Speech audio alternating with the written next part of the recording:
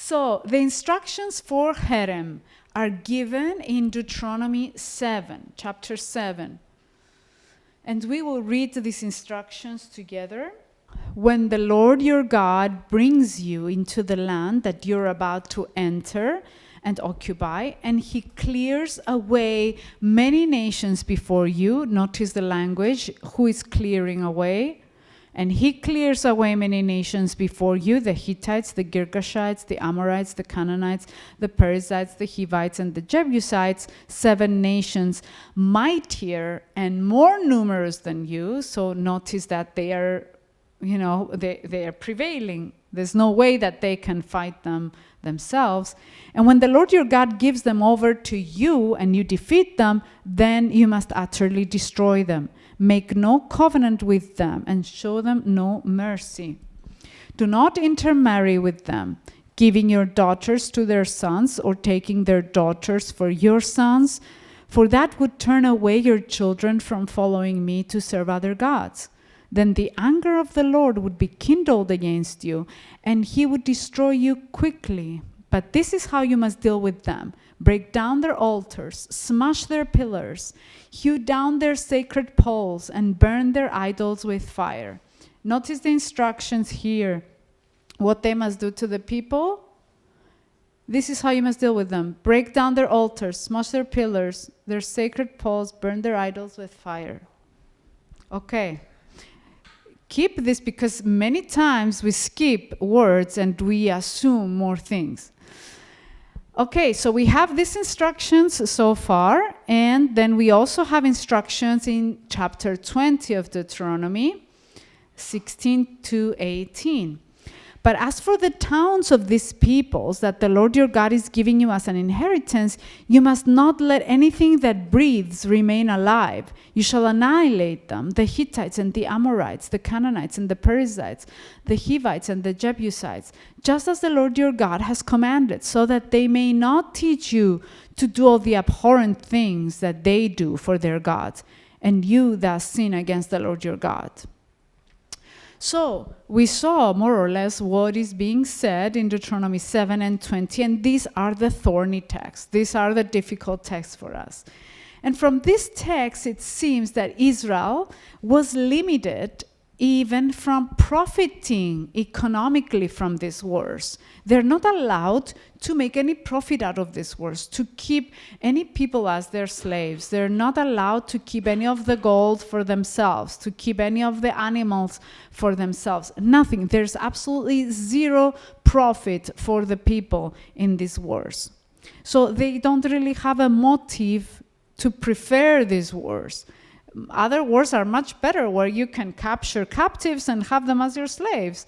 But these wars are definitely not the best thing for the Israelite society. Occasionally, the Israelites did keep items for themselves, but profit was not allowed to be a motive. This was not the motive for these wars, to carry out these wars. Something which was actually a basic motivation for soldiers in antiquity. This was the prestige of the soldier, that the soldier could acquire things out of the war. They could benefit from it. They could get riches out of it. They could get wives out of this. So this is a basic motivation for soldiers, but here it is completely removed as a motivation in the harem. This underlines even further that victory belonged to Yahweh, and everything in that victory belonged to him. So everything that is caught, any golden vessels, anything of value, should go to the temple. It's all Yahweh's. It's not it does not belong to the soldiers. So harem wars highlighted the basic truth that exclusive property claims, the basic truth of the exclusive property claims of Yahweh over these territories. It is his land. And we have to get it in our minds now that this land is not the land of the Canaanites. It's not even the land of the Israelites, even when they're living on it. It's the land of Yahweh. He has the exclusive property claims on these territories. Now, the clearest reason that we see in the scriptures for these wars was the danger of idolatry. Now, let's remember that these nations are larger and stronger than Israel. Therefore, for them to be handed over into the hands of the Israelites was exclusively God's own doing. Israel could not have achieved this. Imagine a bunch of refugees with the same clothes that they were wearing when they came out of Egypt. No food, no farming, nothing. They are like starving refugees in the middle of the desert. This is the strong and mighty army of Israel. No, there's no way these people can conquer these mighty nations. And we saw the story in Kadesh Barnea, where the spies go in and see the might of these people. There's giants here. Their cities are towers up to the heavens.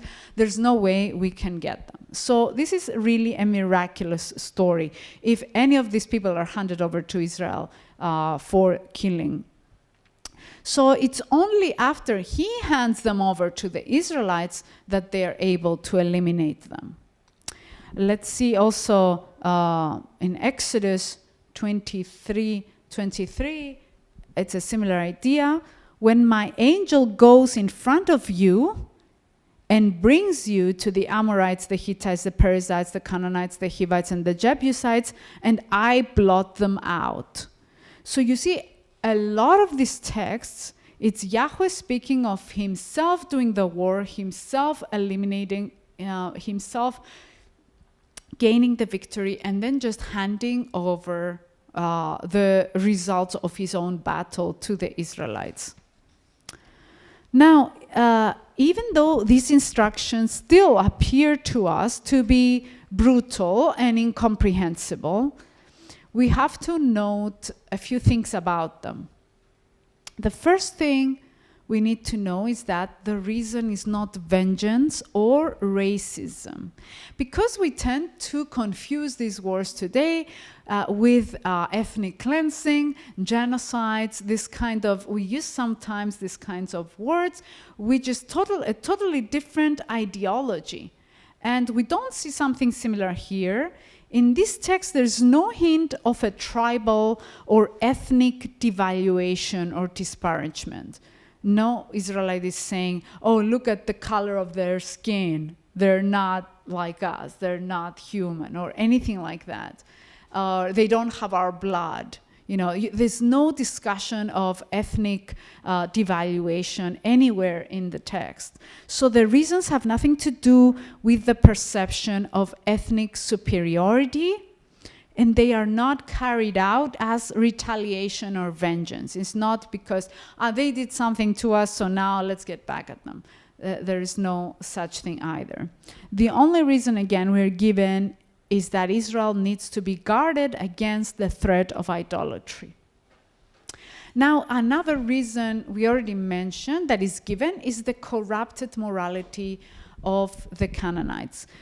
What they do is the sacrifice of their children. There is cultic prostitution in the land. There's idolatry.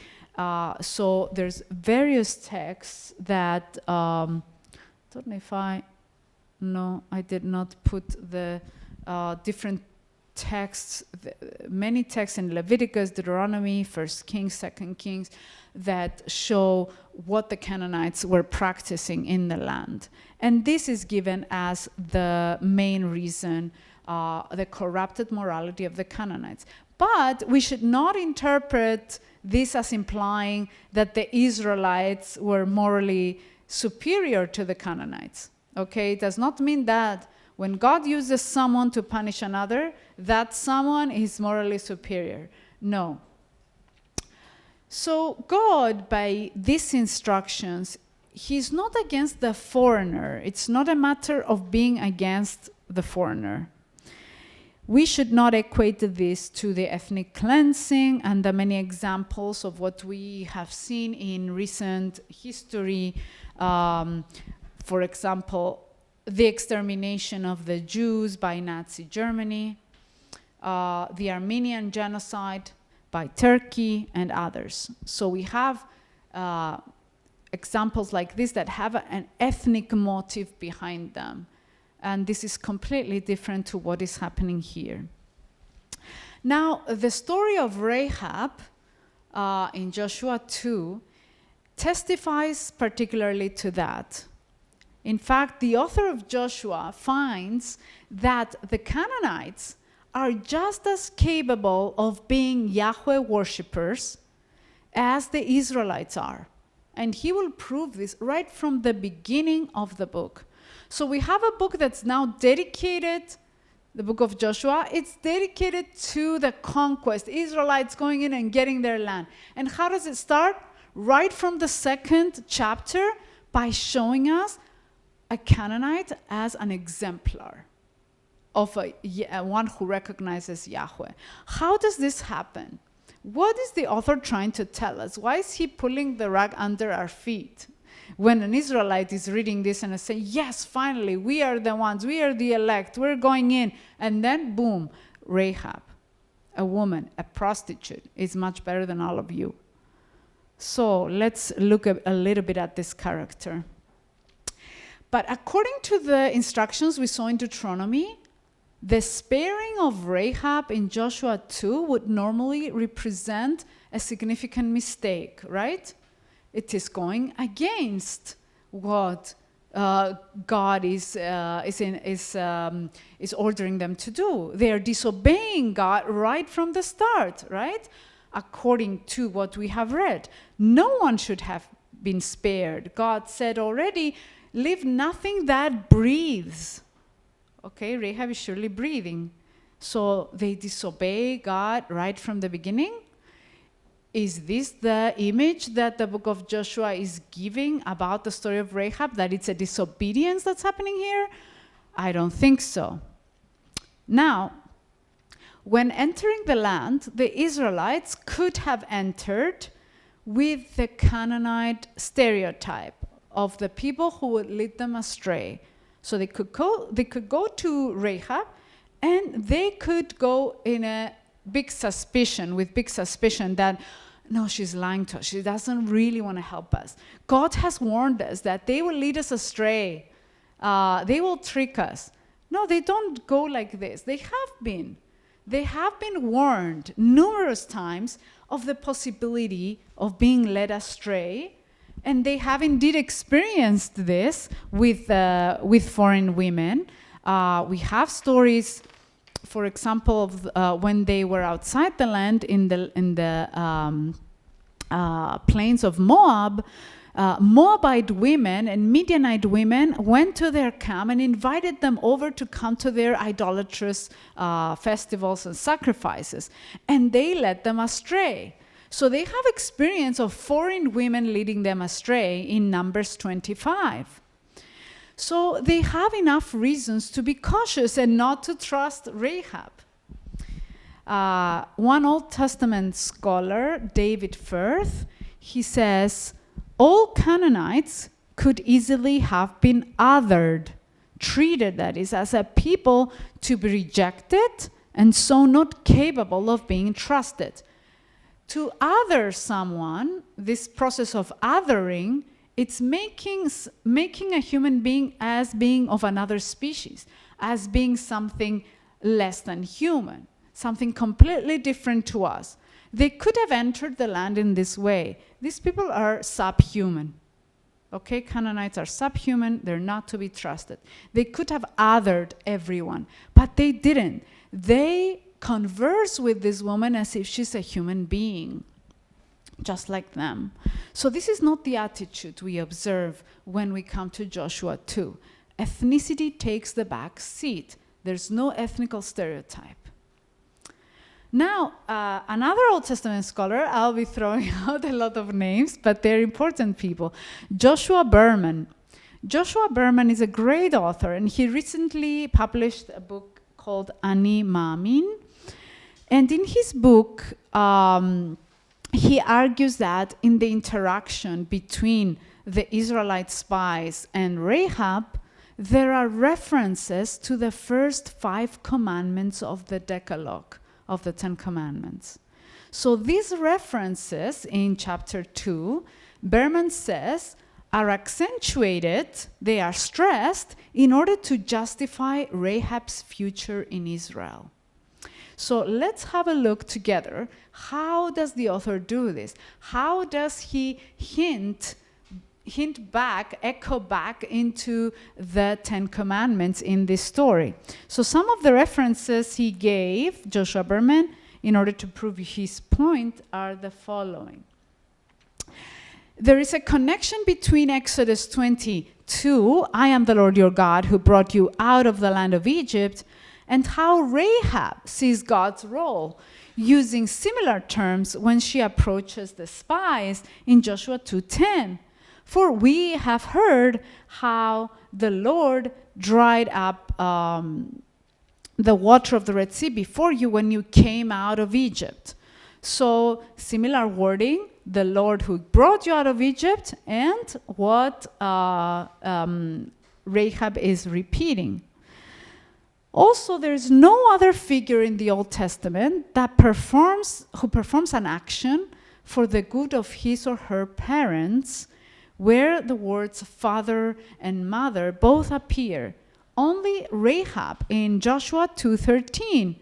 It says that you will spare my father and mother. So she is honoring father and mother, okay, as a Canaanite.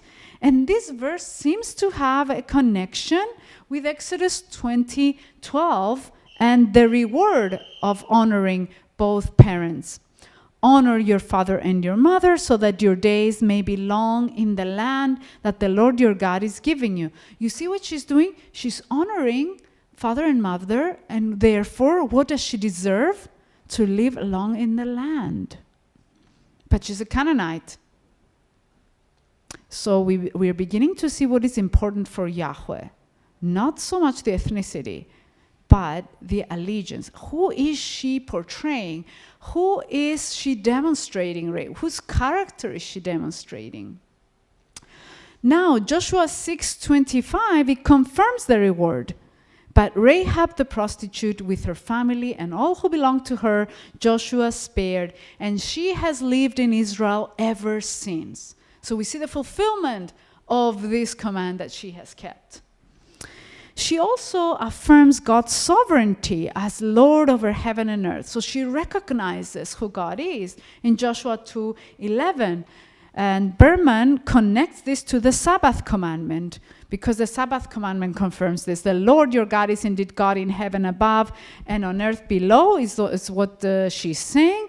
And Exodus 20:11 confirms this. For in 6 days the Lord made heaven and earth. He is God of heaven and God of earth, the sea and all that is in them, but rested the seventh day. So you see the correspondence to the wording from the Decalogue, and this is what a Canaanite is portraying. A Canaanite's character embodies the Ten Commandments. So Berman, therefore, concludes that the author of the book of Joshua, by portraying Ruth's actions and speech in ways that echo the first half of the Ten Commandments, he demonstrates that she is not merely acting out of opportunism. She's not one to deceive them as they should be fearing, but she in fact believes deeply in the God of Israel. She's a believer. So now it takes a lot of discernment, and it takes so much openness and so much risk-taking to look at the other, the complete other, and find God in them. And this is what's happening here. They're going with the mandate to kill every Canaanite, but they're open, they're discerning, they're seeing, they're hearing, and they can discern who demonstrates Yahweh. So right from the second chapter of Joshua, we have this turning our tables around. Now in Joshua 7, we have an Israelite. And of course, all Israelites are good and elect, right? And the Canaanites are bad and evil. But we have an Israelite here who is acting like a Canaanite. Achan, or Achan. I don't know how you pronounce it. Achan. Achan, on the other hand, in Joshua 7, he is the mirror story of Rahab, because he is the one who deceives everyone. He deceives all of Israel. And he's hiding. What did Rahab hide? She hid the spies so that they wouldn't be killed. And what did Achan hide? He hides what the Lord has said should not be hidden, the things devoted to destruction. So an Israelite is the one who deceives in the book, and a Canaanite is the one who is fully obedient to Yahweh. So this story shows how essentially Israelites become Canaanites and Canaanites become Israelites. So it is not about ethnicity, it is about allegiance to Yahweh. And the Israelites should keep their eyes open to discern who has allegiance to Yahweh and who doesn't. Another interesting point to note is the presence of foreigners in the ceremony at Mount Ebal. Now, in the book of Joshua, when Israel enters the land and defeated Ai, an altar was built on Mount Ebal. And that's where they were supposed to write the law on a stone there. The law of Moses was written by Joshua, and it was also read to the people. So they gathered together at Mount Ebal to have this ceremony and remember their covenant, basically, because the law of God is the covenant that he made with them at Sinai. Who is present in this ceremony? Surprisingly, not only Israelites were gathered there, but foreigners were gathered as well. Joshua 8:33. All Israel, alien as well as citizen, with their elders and officers and their judges, stood on opposite sides of the ark in front of the Levitical priests who carried the ark of the covenant of the Lord. Who is Israel?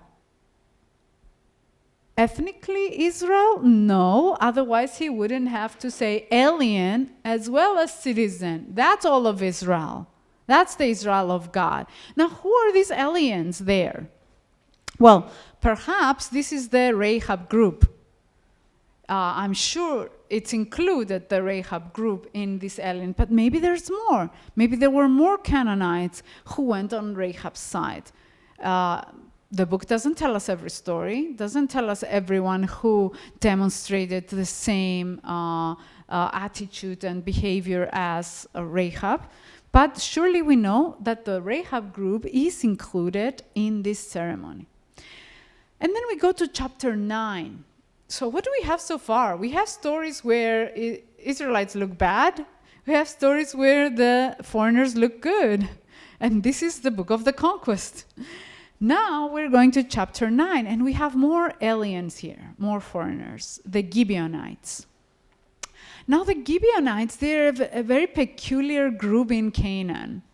They managed to enter into covenant with Israel through deception now. They're deceiving. Okay, now they have been warned about the deceitful Canaanites, the Israelites. But now these Gibeonites, they're deceiving Israel, not in order to draw them to idolatry, which was the big danger that they should be looking after. They're deceiving them in order to become part of them. This is the interesting thing here. Now, the Gibeonites assumed that Israel was carrying out a nationalistic war, that they were after the Canaanites. This is what the Gibeonites assumed. So they felt the need to claim that they were not locals to Canaan, but they came from a faraway country. Otherwise, why is this argument useful?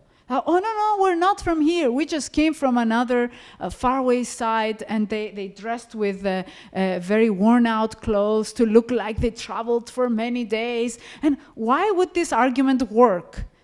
It would work only if they assumed that Israel is here to kill only the locals, only the Canaanites. This is how they deceived them.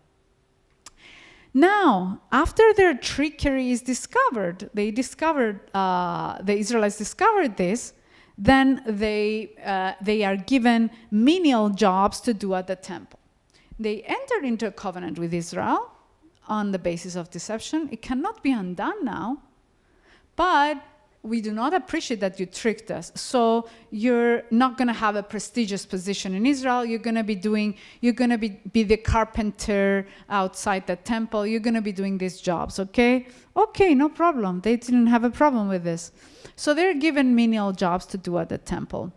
But let's notice the story, because despite their questionable methods that they used in order to enter into the covenant, what seems to be behind their action? Behind their action, though, is a fear of Yahweh. There seems to be a fear of Yahweh and his people. They realize that his people have the strength, they have the power with them, they have the true God with them. Otherwise, why fear them if their own God was the strongest? But no, they fear them and they want to enter into covenant with them as soon as possible to be spared. So they have a fear of Yahweh. That's what's demonstrated behind their actions. They have an acknowledgement of his superiority once they heard a report of Yahweh's sovereignty in the Transjordan, what he did against Og and other kings on their way, and now what he's doing in Canaan with them. But they had an option, the Gibeonites. They could have joined the other kings who gathered together, who formed a coalition in order to attack the Israelites. Now, these kings heard the same reports about Israel, and they chose instead to resist, to respond with resistance against the God who has been demonstrating all along from the desert, and they were getting news about this, that he is a superior God to any God that he's passing from. They're hearing this according to their own ideology of theology. They should have bowed down and said, okay, he has been proving himself to be the true God all along. No, they do not submit. What do? They have been given warning, but what do? They form a coalition to resist Yahweh, to resist the God who's been proven before their eyes that he's the true God of heaven and earth, as Rahab has testified. So, thankfully, the Gibeonites do not choose to go with these kings and their coalition. They choose to surrender to the Israelites and form a covenant with them. So that's another story we have of people who, instead of being slain, as Deuteronomy again instructed them, they let them live. They made a covenant with them. What did Deuteronomy say? You shall not make a covenant with them. You shall not intermarry them. You should not have any relations with them. They disobey again. Okay. Now, there's more examples. One could also mention Caleb. Who is Caleb?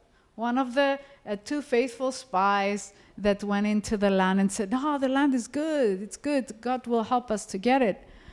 Now, Caleb, he's held up as an exemplary Israelite in the book of Joshua, despite the fact, pointed out by the author many times, that he's actually a Canaanite. He's not an Israelite, Caleb. He is the exemplary Israelite, but he's not an Israelite. This is Joshua 14:6, and in verse 14, we are told that he's a Canaanite. Now, as David Firth, an Old Testament scholar, says, the book of Joshua establishes a pattern which prominently displays the included foreigner, encouraging a positive attitude towards those foreigners who recognize Yahweh. So it's not exactly as we think. This book is not so clear that, oh, it's the Israelites going in and getting the land. No, it's not so simple. It's encouraging something else under the surface. But a quick and superficial reading would not have revealed that things are more complex in this book than they first appear. And a close reading of the text shows instead that the Deuteronomic commands are not taken with the absolutism that we consider them today. Remember what we said in the beginning of yesterday, how we interpret texts. We don't isolate a text and we go in and we interpret a text as if nothing happened before or after it. No, first we must look at how the people themselves interpreted, the first hearers, the first people who received these commands. How did they interpret these commands? How did other books that come later in the canon reflect on these commands? So it looks like they were not taken with this absolutism, this literalism that we take them today. So to summarize, we saw Rahab's positive example as a follower of the Decalogue. We saw Achan's failure to be a true Israelite. We saw foreigners at the ceremony at Mount Ebal. We saw the Gibeonites who enter a covenant with Israel. We saw Caleb the Kenizzite, who is the model of a true Israelite. So things are a bit more complex. Now, and now let's go to the second observation we have for today. The harem is limited to the entrance into God's land. We touched on this earlier because we spoke about the foundational stories and that the foundational wars that are a form of new creation differ from other wars. Now, for the Israelites, Harem is commanded only for the inhabitants of Canaan upon their entrance to the land. This means that its use is simultaneously restricted from other battles and from other geographical locations. So they're not given free rein to use these commandments whenever they want. And any reader of the scriptures cannot go and say, oh, we are Israel now, today, we are the Israelites, they are the Canaanites, so let's just act in this, we are justified to act in the same way. No, not even the Israelites of that time were allowed to act that way. They were not given free rein to practice harem outside their land, in other geographical locations and in other battles. This is an exclusive command for the entrance to the land. Outside the land of Canaan, there were different war procedures in operation. And outside the land, priority is given to pursuing covenant agreements with other nations. First, you try this route with other nations. Try to get a covenant agreement with them. So war is not your plan A. And this is also in Deuteronomy, these instructions about wars. So, outside the land of Canaan, priority is given to pursuing covenant agreements. And also, whatever is outside the land of Israel is not to be devoted to destruction as anathema. So it's not, God does not require harem outside the land.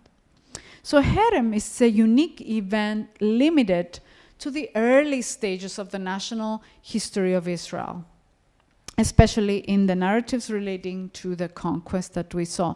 So this was the foundational stage, as we said earlier. And according to Carly Crouch, another author, Old Testament author, this time is the time that has the maximum foreign threat to existence. You are establishing your existence at this stage. So this is something that the great empires do not feel. They do not feel this threat of establishing their existence. But this foreign threat is felt by small nations, small people groups. These are the people groups who feel the maximum threat to their existence. So this was not to be a type, a model for future wars. And actually, Jesus himself forbids the repetition of such actions. Remember James and John in Luke 9, Oh, I just put the reference here. Luke 9, 51 to 56, which is related to 2 Kings 1:10. But remember that they asked Jesus, should we pray for fire to come from heaven and burn these places? And they are thinking with Harem mentality. Oh, these people, they rejected you. They rejected the gospel. They rejected the message we're bringing to them. So they are not of your covenant. They're not part of your people. So let's just pray for fire. And fire is Harem, basically. And what did Jesus do? He rebukes them for even contemplating using this method. Okay, so it's done. It's not something to be repeated. Now, let's go to the third point. Again, there is some overlap with what we saw earlier about racism. The words of Yahweh are not national, but international. Now, already in the book of Deuteronomy, we see that Harem is not directed exclusively against foreign nations who live on the land, but it may also be the fate of Israelites themselves who adopt the same practices of the Canaanites. This confirms actually that it's not an ethnic war, it's not a national war. So the Israelites, there's commands in Deuteronomy about practicing Harem against Israelite towns, against Israelites. So the Israelites are commanded to effect Harem on their own people, in their own towns, confirming once more that the words of Yahweh are not nationalistic. Let's look at 13, Deuteronomy 13. You shall put the inhabitants of that town to the sword, utterly destroying it and everything in it, even putting its livestock to the sword. All of its spoil you shall gather into its public square, then burn the town and all its spoil with fire as a whole burnt offering to the Lord your God. It shall remain a perpetual ruin, never to be rebuilt. Do not let anything devoted to destruction stick to your hand, so that the Lord may turn from his fierce anger and show you compassion, and in his compassion multiply you, as he swore to your ancestors. So these are instructions about an idolatrous town within Israel, of Israelites. And we have Harem instructions for it too. And later on, the prophets present the judgment of God against his own people as far worse than his judgment against the nations. Let's note here how God battles against Israel as if they are Pharaoh themselves. Now, he says in Jeremiah, I myself will fight against you with outstretched hand and mighty arm, in anger, in fury, and in great wrath. Now, this expression, outstretched hand and mighty arm, is the expression that is used against Pharaoh. If you know your Exodus, this is the characteristic expression that is used against Pharaoh from God. And we can see an example here in Exodus 6:6. Say therefore to the Israelites, I am the Lord, and I will free you from the burdens of the Egyptians and deliver you from slavery to them. I will redeem you with an outstretched arm and with mighty acts of judgment. So here, God is acting on behalf of the Israelites. But here, he is saying these same words against the Israelites. What does this mean? This means that Israel has become Pharaoh in his eyes. So there's no favoritism with God. If you become like this, you're no different to me than Pharaoh was, and I will fight you in the same way. So this is why we have instructions for Harem as well in Deuteronomy 13 against the Israelites themselves. Why? Because Israelites can profane his land as much as the Canaanite can profane his land. It is his land. And this is something we will touch on a little bit later, that the land itself is something sacred. We don't think of this in our days anymore. And it's only in the last few years that people began discussing the environment more and more, the destruction of creation and all this. But in the ancient world, the land itself was an agent. It was a living entity. It was something that was in covenant with the gods. So this was his land. You didn't have any authority over it to abuse it. So if you profane his land, it doesn't matter if you're a Canaanite or an Israelite. Now it is obvious that God is not a tribal God. He's not a tribal God who is bound to defend Israel no matter what. And the same is true today, okay? Yahweh is not bound to modern day Israel no matter what they are doing in their land. It's true at all times. If they decide to move to the opposite camp, they will find Yahweh fighting against them. Now, in Jeremiah, he does not affect the judgment directly by himself, but he is using other nations to make war against his own people. And there's not only in Jeremiah, in Isaiah, we have many texts that speak that God is raising other people against his own. So this is how God's judgment comes. This is the sovereign justice of God. He is using one nation against another as the means of judgment. God used Assyria, for example, for northern Israel. Later on, he's using Babylon for southern Israel. The book of Habakkuk, for example, it deals with this issue that the prophet objects in how God can use this corrupt nation, the Babylonians, to chastise the people of God, Israel. Okay, yes, we are corrupt, but they're even more corrupt. Why are you using them against us? So it's a problem. But this is what God is doing. This is the sovereign God. He uses another nation to chastise his own, but it does not mean, and we should not, even in our lives, if God uses us to bring a resolution somewhere, or if God uses us to teach someone something or anything, it does not mean that we are morally superior. It should not mean that the one nation that God is using against the other is morally superior. And this is not the idea that Israel should have gotten from the fact that God is instructing them now to bring judgment themselves over the Canaanites. Now, let's look at Isaiah 13:3.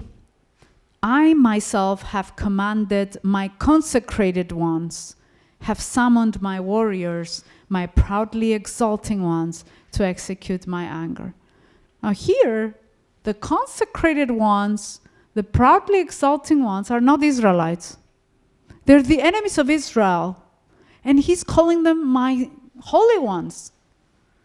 These armies, these foreign armies, these corrupt armies, because they are about to execute my judgment, they are my holy ones. Look at Jeremiah 34, 21 to 22. And as for King Zedekiah of Judah and his officials, I will hand them over to their enemies and to those who seek their lives, to the army of the king of Babylon, which has withdrawn from you. I'm going to command, says the Lord, and will bring them back to this city, and they will fight against it and take it and burn it with fire. Harem. Babylon is going to come to the land of Israel, the land of Canaan, and do Harem. Against who? Canaanites? No, against the Israelites. The towns of Judah I will make a desolation without inhabitant. And again, Jeremiah 25:9. I'm going to send for all the tribes of the north, says the Lord, even for King Nebuchadnezzar of Babylon, my servant. King Nebuchadnezzar is my servant. He's anointed one. This is him. Why? Is he a very moral person? Is he his Messiah?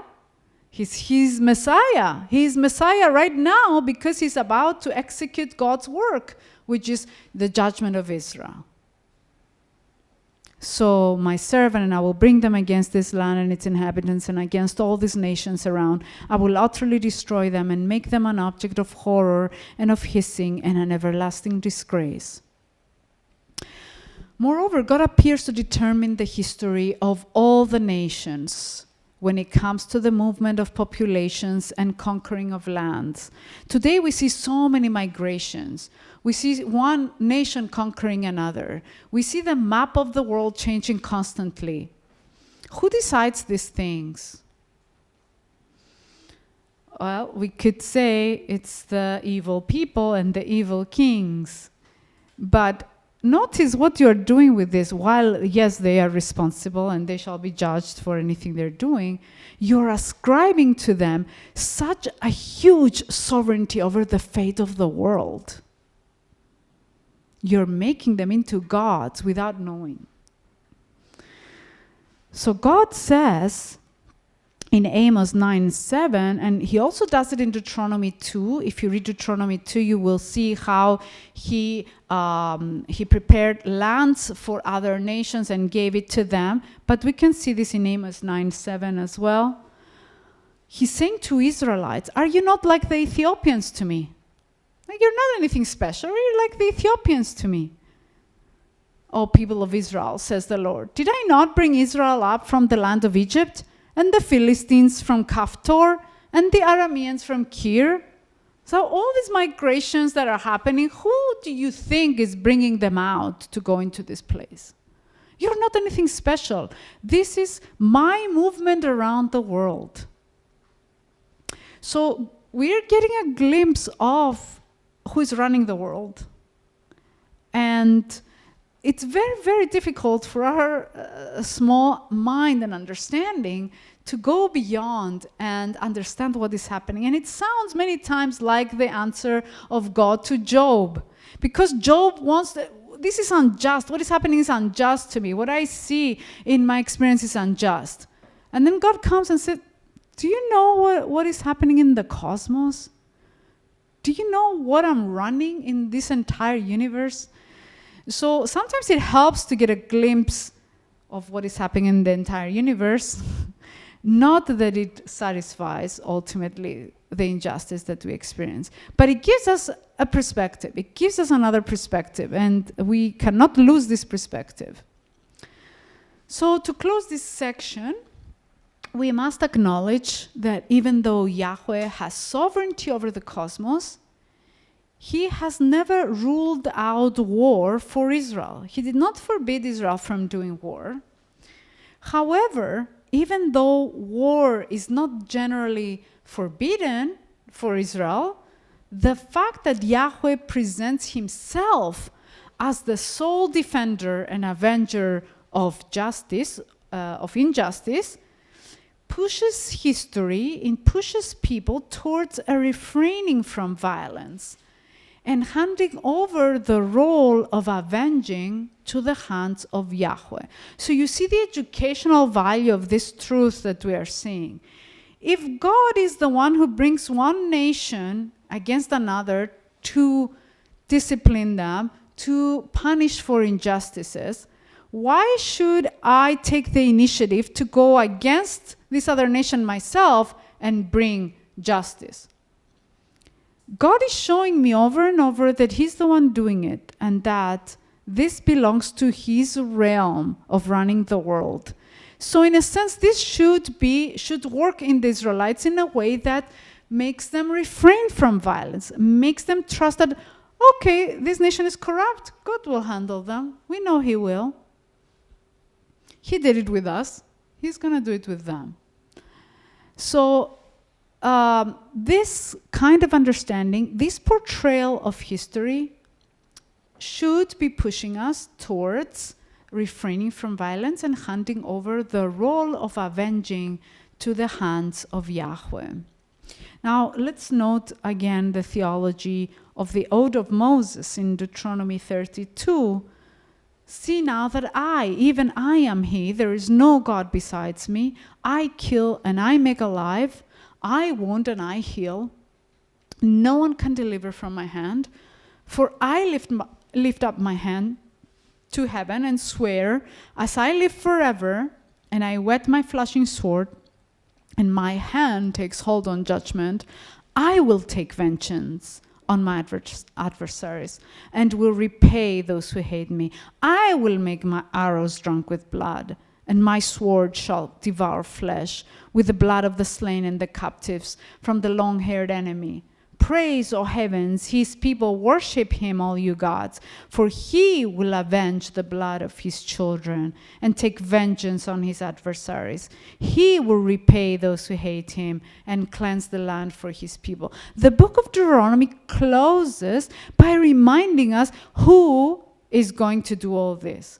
Who is the one who will bring ultimate justice? Who is the one who's going to cleanse the world? It is him. So this should make them think.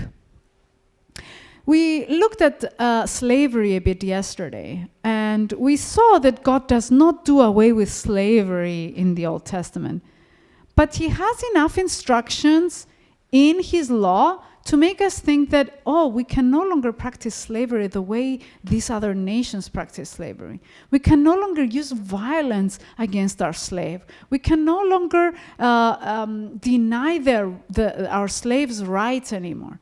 So what is he doing? He is reforming slavery from within, making it gradually redundant. God doesn't come and say, stop, no one will have a slave anymore, that's it. No, he doesn't do that. He comes to your level, he works with what you have, he works within the structures, the existing structures you have, and is reforming them, trying to bring them to ultimate abolition. So I think this is what is happening here with the issue of war and injustice and vengeance. While he does not eliminate war from his people, he is describing war, and he's describing what is happening in war, and he's giving instructions about war, and he's showing how the foreigners are capable of being my worshippers. So he's doing enough, he's giving us enough indications to show us that war is not really okay. There's a lot of work to be done with war. Okay, so we have to read with these kinds of eyes and see how is he relativizing these things gradually. Now, we want to say something else about the harem, and it's our fourth point here, which is about what really happened in the harem of the book of Joshua. We want to get into the details of what actually happened when the Israelites went in for the conquest. So now, it's worth mentioning the argument of Richard Hess. I don't know. Okay, yeah, I just put his name. I didn't put his picture on this one. It's okay. You can look him up. Richard Hess, he teaches at Denver Seminary. And he, among others, he investigates what took place archaeologically at the time of the conquest of the land that Joshua describes. And the cities to which Deuteronomy 20 refers, these are not major cities in the sense that we understand cities today. Cairo is a city, but there's nothing like Cairo in the ancient world. So when we may see the same word as a translation for ear or air, with the iron, air. I'm working on my iron. So we may see this word, but the translation city, it causes us to fill in the image of city with the cities we have today. We don't have any other image of cities. But it's not the same thing that we had in the ancient world. Because the Hebrew word ear for city can refer to a large city with inhabitants. It could be referring to a small town, to a village, to a camp area, but also it could be referring to a citadel, just an acropolis. Now, when it comes to Jericho, the word refers to a walled fort, like a citadel basically, a walled fort town where the army was found. In this kind of fort towns, one would find a palace in there. It would find royal granaries, temples, and the bulwarks of the fighters. It was basically the king, his officials, and the army that surrounded him. But the mass population of the Canaanites were not in this city. They were not in this walled fort. The mass population did not live in the cities in the ancient world. They lived outside the cities. They lived outside the city walls because the people would normally be employed in agriculture, in the fields and the farms. They would be therefore living in the fields and together with the flocks that they were tending. So none of the mass population was living in the city.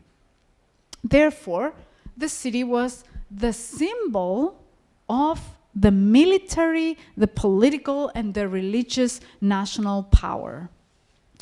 Now, Jericho, in particular, must have been one of the smallest cities there ever was, because the Israelites could walk around it. They could walk around it 7 times in a day, 7 times, and still have strength to carry out their war against it in a single day. So it's a tiny village, very tiny. So in this town, probably there were no civilians. In fact, the only civilians mentioned here is Rahab and her family, because Rahab is probably running an inn for visitors. This was her role, and in the ancient world, the prostitution that she was active in probably was connected to this job of running an inn with her family. Now, no genocide could have taken place here. Even though the language of Joshua 6:21 is stereotypical, it says men and women, young and old, meaning everyone, and we will discuss more after our break about this language that is used in the instructions. What actually happened was combat with armed forces. No civilians in this place. And also, this is backed up by archaeological discoveries. Archaeological discoveries show that there was no population in Jericho. So Richard Hess therefore says that the minute that people hear about the defeat of Jericho, what is most likely to have happened?